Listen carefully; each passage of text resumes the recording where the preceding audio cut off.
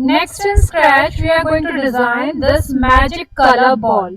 So this ball is moving and along with that it is also changing its color. So to design this, we'll go to Scratch, and in Scratch, first of all, we'll go to Backdrop, and in Backdrop, here I'm selecting stars as backdrop. So this one I'm selecting. So this is our backdrop. Now we have to select a sprite. So we'll go to sprites, and here I'm selecting ball as a sprite.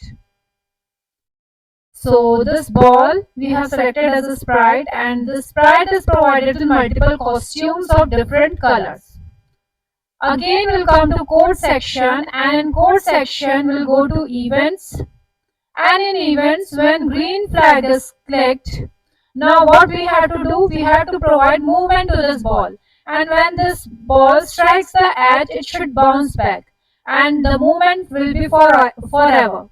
So whatever code we are going to put, we have to put it in a loop. So for that we'll go to control, and in control here I'm selecting forever. Now to provide movement to the ball we'll go to motion, and in motion move 10 steps. By this our ball is going will start its movement. Now we have to change the color of the ball as well. So for that we'll go to looks, and here we are provided with the option change color effect by 25. So we'll bring it here. So along with moving it is going to change its color. And what next we have to do? Whenever this ball strikes the edge, it should bounce back. So for that again we'll go to motion, and in motion we are provided with this option if on edge bounce back. So we can see here that this ball has started its motion, and whenever it strikes the edge it is bouncing back, and along with that it is also changing its color.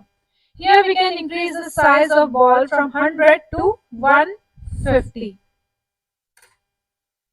So this is our magic color ball, and in every movement this ball is changing its color.